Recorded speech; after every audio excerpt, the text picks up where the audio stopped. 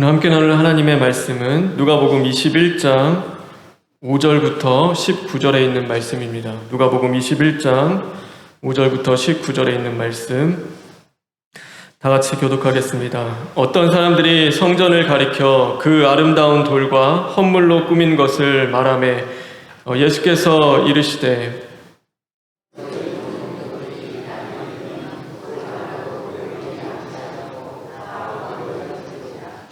그들이 물어 이르되 선생님이여 그러면 어느 때에 이런 일이 있겠사오며 이런 일이 일어나려 할 때에 무슨 징조가 있사오리이까?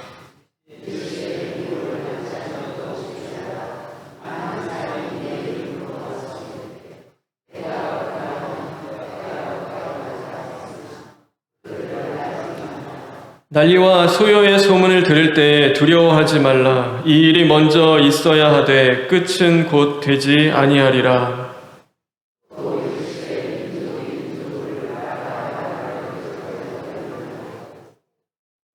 곳곳에 큰 지진과 기근과 전염병이 있겠고 또 무서운 일과 하늘로부터 큰 징조들이 있으리라.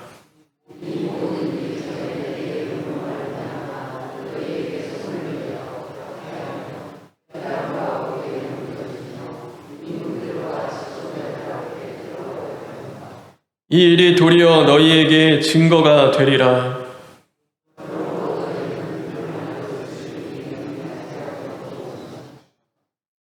내가 너희의 모든 대적이 능히 대항하거나 변박할 수 없는 구변과 지혜를 너희에게 주리라.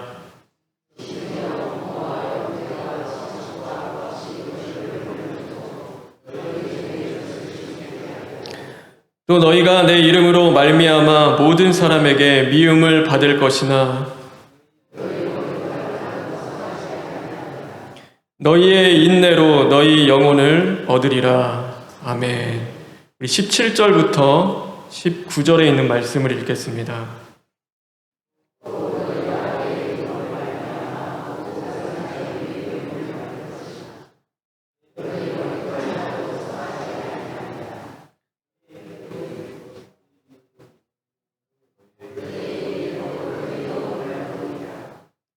우리 8절과 9절에 있는 말씀을 읽겠습니다.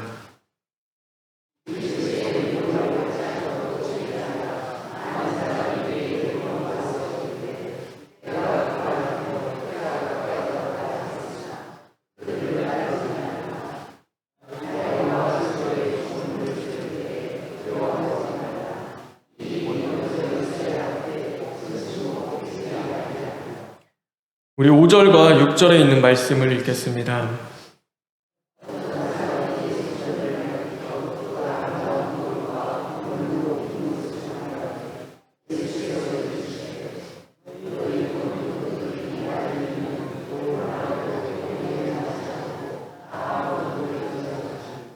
너희 보는 이것들이 날이 이르면 돌 하나도 돌 위에 남지 않고 다 무너뜨려 지리라.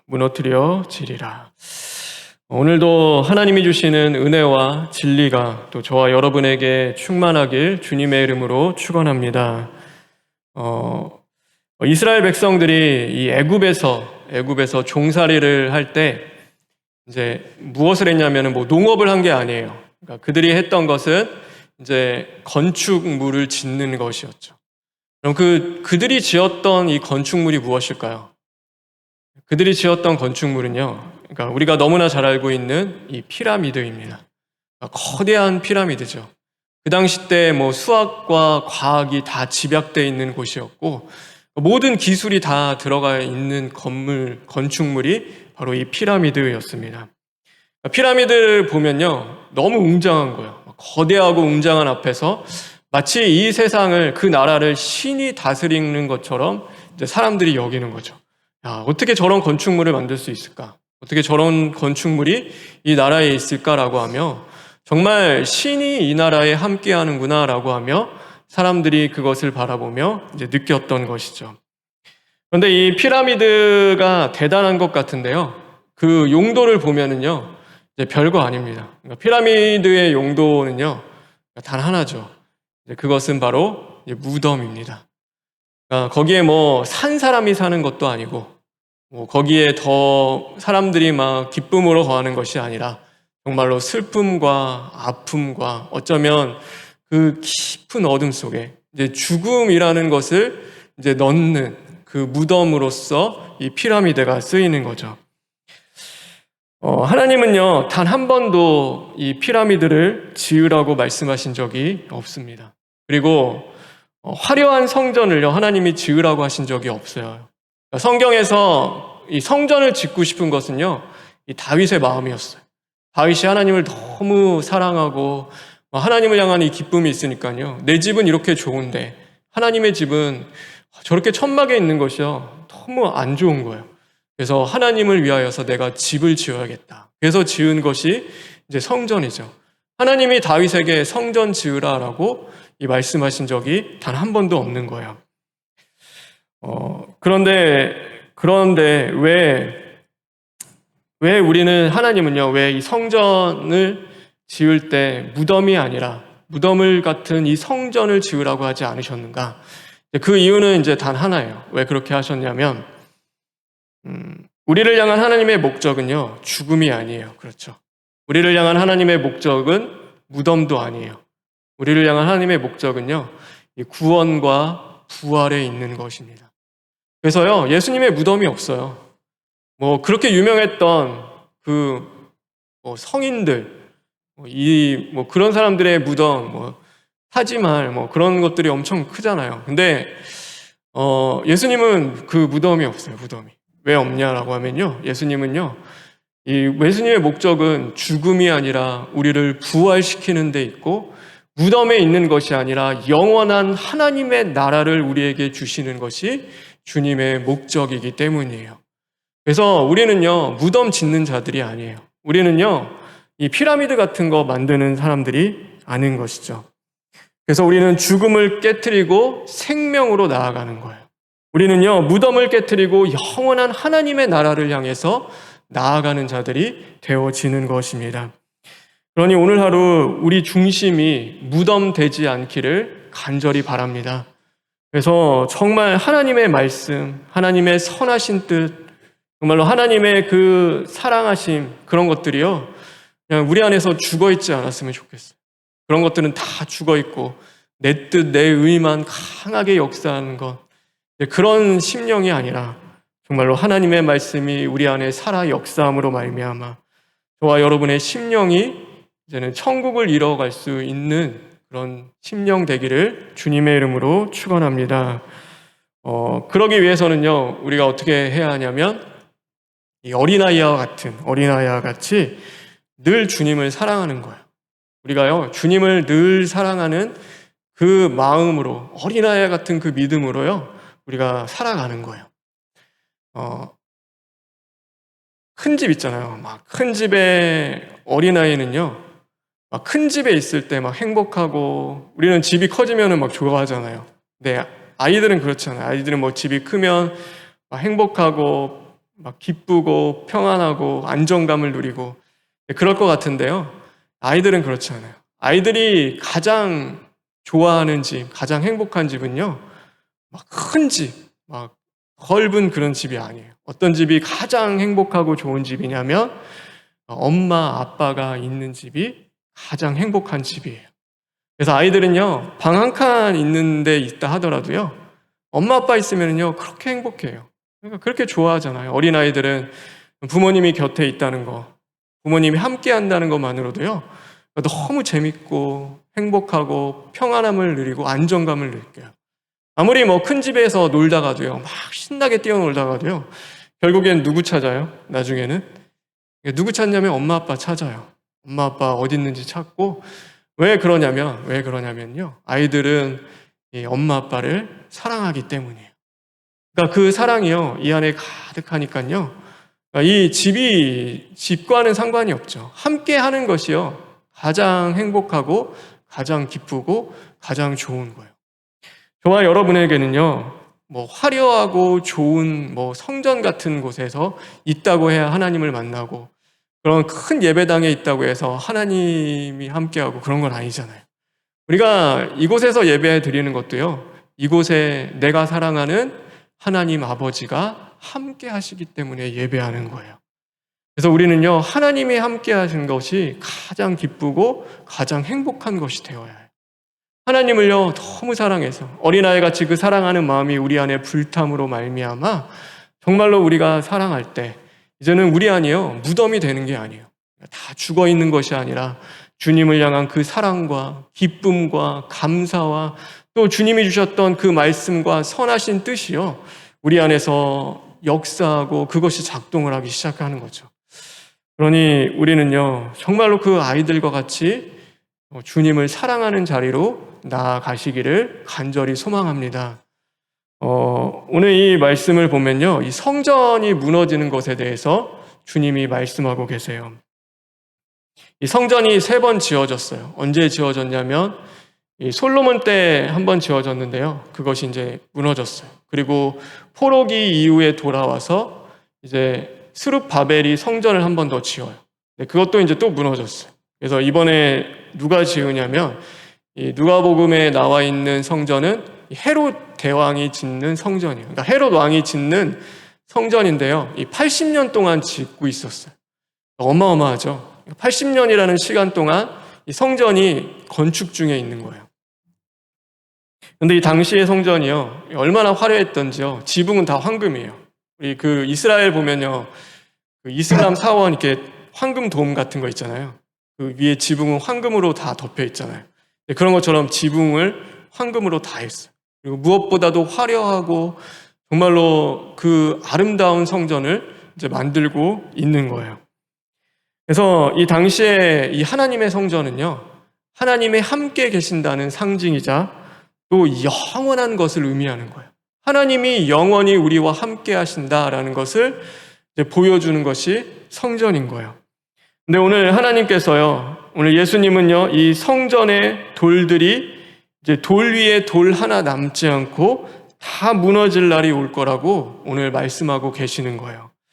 왜 그러냐면요, 저번 시간에 말씀한 것처럼 과부의 과산을 삼키고 그 돈으로 지은 성전을요, 주님이 기뻐하시지 않는다고 하셨어요. 그거는 하나의 예예요. 그만큼 성전이 타락해 있고 성전으로서의 기능을 하고 있지 못한 거예요. 하나님이 주셨던, 하나님이 정말 원하고 바라는 성전의 모습이 아니라요, 이제는 사람을 죽이고 고통스럽게 하는 그런 성전이 되어진 거죠. 그래서 주님이요, 그것을요, 다 돌 위에 돌 하나도 남기지 않고 헐어버리겠다라고 말씀하시는 거예요. 근데 나중에 보면요, 이 70년 후에, 주님이 오신 지 70년 후에요, 이 성전은 진짜 다 헐어져요. 그러니까 왜 이게 돌 위에 돌 하나도 다 없어졌냐면, 이 황금이요, 전쟁하다가 이제 다 떨어진 거예요. 녹아서 어디에 붙냐면 돌들에 다 녹았어요. 다 녹아니까 그 사람들이 뭐 하냐면요, 돌 떼가는 거예요. 황금 묻어 있는 돌 하나씩 다 떼가니까 통곡의 벽이라고 하죠. 이제 그 벽 한쪽만 남겨 있고 이제 성전이 다 무너진 거예요. 다 없어졌죠. 그 말씀대로 이루어진 거예요. 그런데 오늘 이 제자들과 사람들이요, 예수님께 물어요. 주님, 언제 도대체 그런 날이 옵니까? 어떤 징조가 그런 때는 일어나겠습니까? 라고 예수님께 묻는 거예요. 이제 언제 일어날 것을 말씀해 주시지 않아요. 근데 예수님께서요, 야, 이거는 언제 어느 때에 일어날 거야 라고 말씀하지 않으세요. 그리고요, 그런 날이 올 때에 어떤 일이 있어야 할 것에 대하여서만 오늘 예수님께서 자세히 말씀하고 계시는 것입니다. 그래서 먼저 일어날 일, 그때 어떤 일이 일어나냐면 미혹받는 일이 일어날 것이다 라고 오늘 말씀하고 계세요. 우리 8절에 있는 말씀인데 8절에 있는 말씀 다 같이 읽겠습니다. 시작.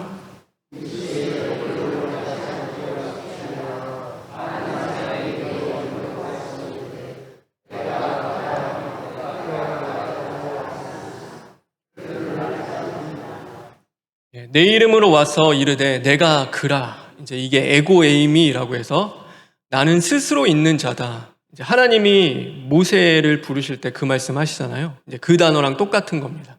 그래서 내가 하나님이다 막 하는 그 사람들이 이제 나타나기 시작할 거다.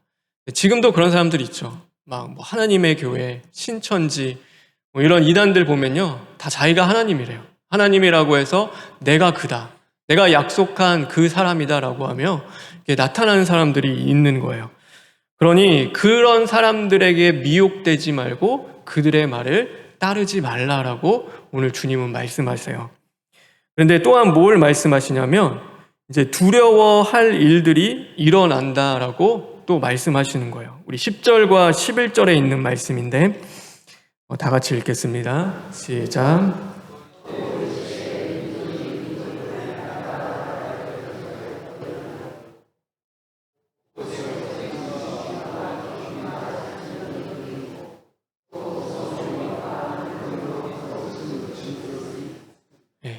지금 전쟁이 한창이죠. 이스라엘과 이란이 부딪혀서 지금 전쟁을 하고 있어요. 그러니까 나라와 민족과 민족이 서로 대항해서 일어나고 전염병, 그렇죠. 코로나도 지나가고 기근도 지나가고 이런 것들이 나타나기 시작하고 이단들이 나타난대요. 이제 이런 것들이 이 마지막 때를 살아가는 우리의 삶 가운데 나타날 것이다라고 오늘 예수님이 말씀하시는 거예요. 그럼 왜 이런 일이 일어나는가? 도대체 왜 이런 것들을 우리에게 주시는가? 그것은요, 단 하나입니다. 뭐냐면 세상에 영원한 존재가 없기 때문이에요. 그러니까 세상에 영원한 것은 없어요. 그러니까 사람을 의지하고 자랑하러 여겼던 사람들이 그렇게 막 대단하다, 막 의지하고 자랑으로 여겼던 그 건물도 다 무너져요. 로마, 바벨론, 그 의리하던 제국들요, 지금 없잖아요. 그러니까 다 사라졌어요. 역사 속으로요, 다 없어지는 거예요. 그러니까 진짜라고 믿었던 사람, 저 사람 진짜 진국이다. 저 사람은 진짜야 라고 했는데요. 이제 그 사람한테 배신도 당하고, 이제 그것들을 경험을 하는 거예요. 그러니까 서로 의지했던 관계가 막 깨어지는 일도 하나님이 주시는 거예요. 건강도, 물질도, 그 다음에 사람도 영원하지 않아요. 그러니까 그런 것들이 흔들리고 무너지는 경험을 하나님이 우리 인생 가운데 막 보여주시고 주시는 거예요. 그러니까 왜 그걸 주시는가? 그것은요, 바로 이 땅 가운데 세상의 모든 것들이 영원한 것이 아님을 주님이 알라고 그렇게 해주시는 거예요. 마치 그것이 영원한 것처럼 세워져 있는 것이 아니라 정말로 무너지고 흔들릴 수밖에 없는 것임을요, 주님이 보여주시는 거죠. 그럼 그때 이 믿는 사람은 어떻게 되는가? 믿는 우리들은 어떻게 되는가? 오늘 이 말씀에 보면요, 믿는 사람들은, 성도들은 잡혀서 박해를 당하고 이제 막 심판대에 서게 되는 거예요. 막 사람들이 막 저 사람 우리를 막 고발하는 일들이 일어나고 막 그 심판대에 서게 됐는데요. 믿는 것만으로, 그 믿음으로써 고난과 환난을 겪게 될 것이다라고 오늘 주님이 말씀하시는 거예요. 내가 예수님 잘 믿어요. 사람들이 진짜 예수님 잘 믿는다 인정해 주는 게 아니라요, 그 믿는 것으로요, 미움을 받게 돼요. 더 큰 어려움을 우리가 당하게 되는 거예요. 오늘 이 대신방 때도 제가 얘기했는데요. 이 이스라엘 백성들이요, 홍해를 만나요. 홍해를 만나는데 앞에 못 건너잖아요. 뒤에는 막 그 애굽의 그 어마어마하고 두려운 막 그 전차 군대가 막 쫓아와요. 얼마나 무섭겠어요. 이제 도망갈 데도 없고. 생각해 보세요. 싸울 수 있는 인원도 없는데 막 엄청난 부대가 뒤에선 쫓아오고 앞에는 그냥 바다예요, 바다. 바다가 쫙 펼쳐져 있는데 이제 도망칠 수도 없어요. 근데 난리가 난 거죠. 우리 여기서 다 죽게 생겼다. 이제 그러는데요. 도대체 왜 그 일을 만나냔 말이에요. 왜 그 어려움, 진퇴양난을 왜 겪냔 말이에요. 그러니까 그것은 하나밖에 없어요. 하나님의 말씀대로 살아가려고 하니까, 하나님의 자녀로서 순종하며 살려고 하니까 그들이 겪는 어려움인 거예요. 그들이요, 나 하나님 백성 안 할래요. 저 하나님 안 따라갈래요. 라고 했으면요, 그거 겪을 필요 없어요. 그런데 하나님의 백성으로 하나님의 말씀대로 순종하려고 하니까요, 그런 어려움을 겪기 시작하는 거예요. 겪지 않아도 될 그 고난과 그 핍박을 당하게 되는 거죠. 그러니까 미움을 받고 불화가 생기기도 하고 예수님의 제자가 되려고 하니까요, 손해를 당하기도 하고 억울한 일을 당해요. 우리가 직장이나 가정에서도 그렇죠. 가정에서도 미움을 받기도 하고 직장에서도요, 이제 조롱을 당하기도 해요. 왜 이렇게 열심으로 예수님 믿냐고. 다 예수님 믿는 사람들인데 너만 그렇게 특별 유불연이야 막 그러면서 괜히 그 조롱하고 비난하고 막 그래요. 그런 일을 당하기도 하는 거예요. 그러면 우리의 마음은 어떤가요? 그럴 때는 어떠냐면요, 이 세상에 의지하고 믿었던 것들이 무너지고 정말로 이 믿음이라는 것에 어려움을 겪게 되니까요, 하나님에 대한 그 마음이 힘들어져요. 정말 하나님 나와 함께 하시는가? 하나님 정말 살아계셔서 나를 지켜주시는 거 맞는가? 정말로 하나님이 정말로 함께 하시는 것이 맞는가라고 하면요, 이 어려움이 찾아오는 거예요. 그리고 그 두려움 가운데 오늘 이 말씀이 있잖아요. 그래서 어떻게 하면 살아남을지, 어떻게 하면은 그 변명할지를 이제 생각하는 거죠. 그러므로 너희는 변명할 것을 미리 궁리하지 않도록 명심하라. 이제 살궁리를 하는 거예요. 어떻게 하면 그럴 수 있을까? 그런데 그렇게 하지 말라라고 오늘 주님이 말씀하시는 것입니다. 왜 그렇게 하지 말라는가? 왜 그렇게 하지 말라고 오늘 말씀하시는가? 우리 17절과 18절에 있는 말씀인데 우리 다 같이 읽겠습니다. 17절과 18절입니다.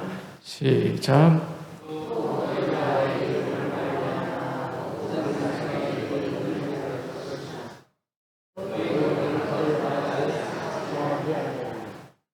너희 머리털 하나도 상하지 아니하니라. 왜 그렇게 하지 말라고 말씀하시냐면요, 우리 머리털 하나까지도 아시는 하나님께서 오늘 너와 함께 하시며 너를 지키시고 보호하시고 돌보실 것이다. 두려워하지 마. 오늘 이 말씀을 주시는 것은요, 이런 일들이 일어날 거야. 그런데 난리 났다. 큰일 났다. 이제 무서워해라. 두려워해라. 그래서 주시는 말씀이 아니라요, 이런 일이 일어날 거야. 그런데 두려워하지 마. 왜? 내가 너희와 함께 할 것이다. 내가 너희를 지키고 돌봐줄게. 걱정하지 마. 내가 상하지 못하게 할 거야. 내가 지키는 것은 그 어떤 것으로도 상하게 할 수 없다라고 오늘 말씀하고 계시는 것입니다. 그래서요, 주님이 우리를 지키시고 우리와 함께 하시기 때문에 오늘 너희들이 믿음으로 당하는 환난과 고난과 그 모든 마지막 때의 징조 속에서 마치 세상이 무너지는 것 같고 우리의 믿음이 흔들릴 것 같은 어려움이 닥쳐온다 하더라도 오늘도 너를 지키시고 너와 함께 하시는 여호와 하나님을 바라보며 하나님을 의지하라라고 말씀하고 계시는 것입니다. 그러니 우리는요, 어떻게 살아야 해요? 그 하나님이 우리와 함께 해주시면요, 오늘 이 19절에 있는 말씀인데 우리 19절에 있는 말씀 다 같이 읽겠습니다. 시작. 환난은 인내를, 인내는 연단을, 연단은 소망을 이루느니라. 그러니까요, 우리는 인내하는 거예요. 인내하면서 오늘도 끝까지 기도하며 주님 바라보면서요, 하늘의 소망으로 나아가는 거예요. 이 땅 가운데 썩어질 영원한 것들을 바라보면서 그것에 염려하며 근심하며 있는 것이 아니라요, 오늘도 이 영원한 것들이 막 흔들릴 것 같은, 영원한 것 같은 것들이 흔들릴 때 진짜 영원한 것이 하나님의 나라를 소망하며 인내하며 기도하며 나아가라라고 주님이 말씀하고 있는 것입니다. 그런데요, 더 감사한 것이 있어요. 우리가 더 감사한 것은 뭐냐면요, 오늘 이 13절에 있는 말씀인데 우리 13절에 있는 말씀 다 같이 읽겠습니다. 시작. 이 일이 도리어 너희에게 증거가 되리라. 그래서요, 이 증거라는 원래 이 단어는요, 어떤 단어냐면 기회라는 단어입니다. 원래 이 뜻은요, 기회라는 뜻이 있는 거예요. 그러니까 이게 기회가 될 거다. 남들은요, 이제 끝났다. 이제 이게 마지막이다라고 하는데요. 주님은 뭐라고 말씀하시냐면 이 일이 도리어 너희에게 기회가 될 것이다라고 말씀하고 계시는 거예요. 그래서 어떤 기회가 되냐면요, 이것은요, 내가 부서지고 파괴되어 진짜 하나님의 자녀, 진짜 하나님이 원하시는 그 성전이 될 수 있는 기회가 될 거다라고 우리에게 말씀하고 있는 것입니다. 그래서 우리는 기회로 삼는 거예요. 나에게 어려움과 환난과 정말로 내가 감당하지 못할 일들이 우리에게 다가왔을 때 이때라 구원을 받을 때는 이때라. 오늘도 주님을 의지하면서요, 그 기회는요, 내가 부서지고 정말로 내가 주님 앞에서 진짜 하나님의 자녀로 세워지는 그 기회로 삼는 거예요. 우리는 그게 믿음의 생활을 해 나가는 거죠. 그러니까 우리 세상 사람들은 그래요. 야, 로마가 무너져야지 왜 성전이 무너져야 해? 로마가 잘못했는데 로마가 무너지는 것이 당연한 거 아니냐? 왜 우리 멀쩡한 성전, 그렇게 힘들게 고생하는 우리 성전이 무너져야 해? 라고 하며 원망하며 막 불평해요. 그런데 우리의 싸움은요, 이 세상이 진짜냐 가짜냐, 아니면 저 사람이 진짜냐 가짜냐, 그거 싸움이 아니라요, 내가 진짜냐 가짜냐, 오늘도 내가 진짜 그리스도인이냐 아니면 내가 가짜 그리스도인이냐, 오늘도 내가 진짜 하나님의 성전이냐 아니면 내가 거짓된 하나님의 성전이냐, 오늘도 그 싸움을 하는 거예요. 그래서 누가 무너지고 부서져야 하냐면요, 세상이 부서지고 세상이 변하고 세상이 무너지는 것이 아니라 내가 변하는 것이고 내가 무너지는 것이고 내가 이제는 새롭게 되는 거예요. 우리는 그 믿음의 싸움으로 들어가라라고 주님이 말씀하고 있는 것입니다. 세상이 바뀌어야지 왜 내가 바뀌어야 해요? 저 사람이 문제인데 저 사람이 바뀌어야죠. 제가 잘못한 거 하나도 없는데요. 근데 우리는 그렇지 않죠. 우리는 내가 잘못한 거, 오늘도 내가 죄인임을 하나님 앞에 고백하며, 하나님, 내가 죄인입니다. 내가 하나님의 말씀대로 살지 못했습니다. 내가 오늘도 하나님의 뜻대로 순종하지 못했습니다. 그러면서요, 타상에서 자상을 발견하며 깊이 하나님의 그 기도의 자리로 들어가서요, 우리는 내가 죽어지는 것이고 내가 무너지는 거예요. 그러니까 내가 파괴되고 내가 변하는 그 자리로 끊임없이 나가는 거예요. 그래서 세상을 고치고 변화시키는 것이 아니라 오늘도 내가 진짜 하나님의 자녀, 내가 진짜 깨끗한 주님의 성전으로 변화되는 그 자리로 나아가는 거죠. 그런데요, 그럴 때 하나님의 능력이 나타나고요, 하나님이 역사하시고 하나님이 일하시는 거예요. 그래서요, 우리는요, 이 기회를 내가 고침받고 내가 변화되는, 정말 내가 부서지는 기회로 삼잖아요. 그런데 하나님은요, 그 기회를 어떤 기회로 삼냐면요, 하나님이 전파되고 하나님이 증거되고 하나님의 살아계심을 나타내는 그 기회로 하나님이 사용하시는 거예요. 그래서 나는 무너지는데, 그러니까 세상은 이해가 안 가잖아요. 그러니까 세상은 미련하고 어리석은 거예요. 그런데 주님이 보시기에는요, 가장 미련한 십자가의 능력과 지혜로 우리를 살리신 것처럼, 내가 죽어지는데, 내가 무너지는데 이게 뭐가 달라지는 것이 있을까라고 하는데요, 그렇지 않아요. 하나님이 은혜로 역사하시고 붙잡아 주심으로 말미암아요, 하나님이 그것을 사용해 주시는 거예요. 그래서 저와 여러분이 그런 은혜가 임하길 주님의 이름으로 축원합니다. 그래서 우리는요, 정말 하나님의 사랑이요, 이제는 막 우리 안에서 나타나는 거예요. 전에는요, 내 사랑이었어요. 내 거였어요. 그런데 어느 때인가 보니까요, 이 그리스도의 사랑, 하나님의 사랑이 주변에 있는 사람들이 깨닫게 되기 시작하고, 하나님이 진짜 나를 사랑하시는구나, 하나님이 진짜 함께 하시는구나, 하나님 계시는 것 같은데, 이제 그것을 이제 깨닫고 느끼며 나아가는 거죠. 그래서 빌립보서 4장 5절에 보면요, 이렇게 말씀하고 있습니다. 우리 빌립보서 4장 5절에 있는 말씀, 빌립보서 4장, 다 같이 읽겠습니다. 시작.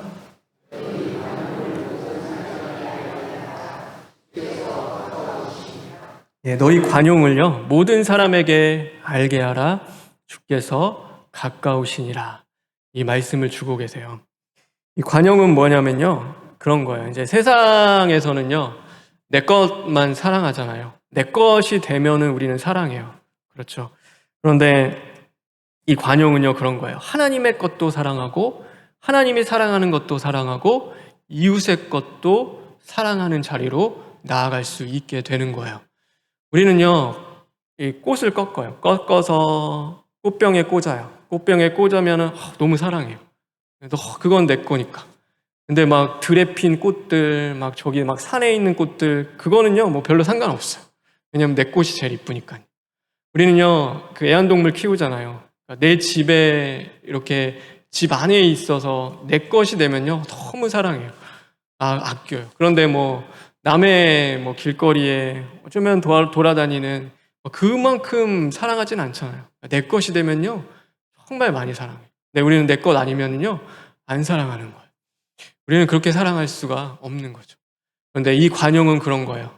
이 꽃을 꺾었을 때의 그 꺾임의 고통을 이해하고요. 이 동물이요, 갇혀 사는 그 괴로움과 고통도 이해해요. 그래서 그것을 이해하며 사랑하는 거예요. 십자가의 고통과 아픔을 이해하지 않으면요, 우리는 온전한 사랑을 이룰 수가 없는 거예요. 나 그냥 하나님 사랑해요. 예수님 사랑해요. 그런데 그게 사랑이 아니잖아요. 진짜 주님이 십자가에서 우리를 위하여 어떻게 죽으시고 그 십자가를 지시고 우리를 어떻게 구원하셨는지요, 그것을 알아야지만이 우리는 온전한 사랑을 이룰 수가 있는 거예요. 그래서 이 관용은요, 내 것이 되어야만 사랑하는 것이 아니라요, 이제는 그것을 이해하기 시작하니까요, 피조물의 고통과 아픔을 이해하고 하나님 아버지의 그 고통과 아픔을 이해하며 이제는 모든 것들, 하나님의 것도 사랑하고 이제는 이웃도 사랑하고 이웃의 것들도 이제는 사랑하는 자리로 우리가 나아갈 수가 있게 되는 거죠. 예전에는 내 것만 사랑했는데요, 이제는 달라지는 거예요. 이제는 하나님의 것도. 이게 내 것이 안 돼도요, 괜찮아요. 하나님이 나에게 안 주셔도 돼요. 왜냐하면 하나님의 것이니까요. 오늘 내 자녀가, 오늘도 내가 바라고 원하는 것이 어쩌면 그렇게 기도하는 제목들이 내 뜻대로 되지 않아도 괜찮아요. 하나님의 것이니까요. 하나님의 것이면요, 우리는 그것이 뜻대로 되지 않아도 그것을 사랑하며 받아들이며 인정하며 나아갈 수 있는 힘이 저와 여러분에게 있는 거고, 세상에 없는 그 사랑을 우리가 이 땅 가운데 보여주며 살아갈 때, 진짜 하나님은 살아계시는구나. 어쩌면 하나님이 그 사람과 함께 하시는 거를 느끼는 거예요. 우리는 아파요. 우리는 고통스러워요. 우리는 괴로움 가운데 기도하며 묵상하며 이 기회에 내가 변화받아야지, 이제 그것으로 나아가는데요, 주님은 그 기회를 통하여서 하나님의 사랑이 전파되고 증거되는 자리로 주님이 사용하시는 것입니다. 우리가 영원히 있을 것 같다고 여기는 것들이 있잖아요. 그런데 그것들이 무너지고 그것들이 이제는 사라지는 그 경험을 하시는 성도님들도 있을 거라고 생각해요. 내 사랑하는 자녀가 세상에 미혹되기도 하고 우리 가정에 정말로 난리와 소문이 끊이지 않게 일어나기도 하고 어쩌면 믿고 의지했던 사람들에게 배신을 당하기도 해요. 그래서 아픔을 겪기도 하죠. 그럴 때 우리는 두려움과 근심에 쌓여서 무덤이 되지 않기를 간절히 바랍니다. 무덤으로 살아가는 것이 아니라요, 정말로 이 기회를 하나님을 더 사랑할 수 있는 기회, 하나님의 말씀을 이루어갈 수 있는 기회, 오늘도 내가 파괴되고 부서지고 정말로 주님 안에서 변화될 수 있는 기회로 삼는 저와 여러분 되길 주님의 이름으로 축원합니다. 그래서요, 진짜 하나님의 자녀 되었으면 좋겠어요. 저도 마찬가지고 우리 사랑하는 성도님들도요, 진짜 하나님의 사람, 진짜 그리스도인, 가짜 말고요, 그냥 말로만 있는 것이 아니라 진짜 하나님의 은혜와 능력과 역사를 맛보면서 하나님의 동행하심과 하나님의 함께 하시는 그 사랑을 경험하며 이제는 나아갈 수 있는 그 진짜 하나님의 자녀가 되어서 또한 하나님의 살아계심과 나를 부르신 그 하나님의 뜻에 감사하며 그 사랑을 이제는 온 세상 끝까지, 주님이 명령하셨잖아요. 끝까지 주님의 사랑을 증거하는 삶을 살아갈 수 있는 저와 여러분 되길 간절히 소망합니다. 우리 이 시간 찬송 불렀으면 좋겠습니다. 우리 하나님의 부르심이라는 찬양 다 같이 부르겠습니다.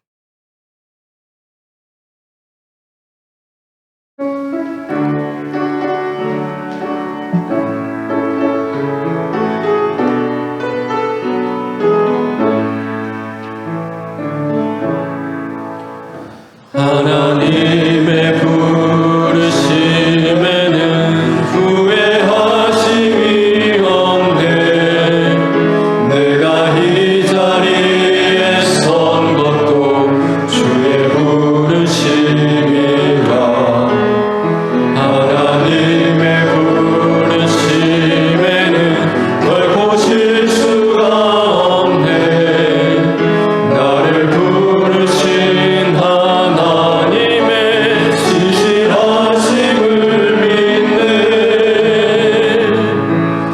날 부르신 뜻 내 생각보다 크고 날 향한 계획 나의 지혜로 측량 못하나 가장 좋은 길로 가장 완전한 길로 오늘도 날 이끄심이네. 날 부르신 뜻 날 부르신 뜻 내 생각보다 크고 날 향한 계획 나의 지혜로 측량 못하나 가장 좋은 길로 가장 완전한 길로 오늘도 날 이끄심 믿네. 이 시간 기도했으면 좋겠습니다. 여러분, 우리를 부르신 하나님이 후회하지 않으심을 믿으시죠? 나의 오늘 그 계획보다 하나님의 생각이 더 크고 내가 주님을 사랑하는 것보다 주님이 나를 사랑하심이 더 크심을 믿는다면 오늘 우리가 어떤 상황과 환경 속에 있더라도 주님 감사합니다. 주님 사랑합니다. 그 믿음의 고백으로 이제는 하나님 내가 변화되고 주님의 뜻을 이루어갈 수 있게 하여 주시옵소서 기도하며 나아가는 심령 되길 원한다고 우리 시간 잠시 기도하시겠습니다. 하나님 감사합니다. 하나님 우리를 부르신 주님의 뜻이 가장 크고 좋은 것임을 믿습니다. 하나님 오늘도 주님이 실패하지 않으시고 하나님 우리를 버리지 않는 그 사랑으로 찾아와 주시는데 하나님 죄에 넘어지고 상한 심령으로 주님 앞에 나아가는 모든 자들의 심령을 새롭게 하시고 주님의 뜻이 이루어질 수 있도록 주님 함께하여 주시옵소서. 하나님 인도하시길 바랍니다. 하나님 진짜가 되고 싶습니다. 하나님 가짜 말고 정말로 진짜 하나님의 자녀, 진짜 하나님의 성전이 될 수 있도록 우리를 인도하여 주시옵소서. 예수님의 이름으로 기도합니다. 아멘.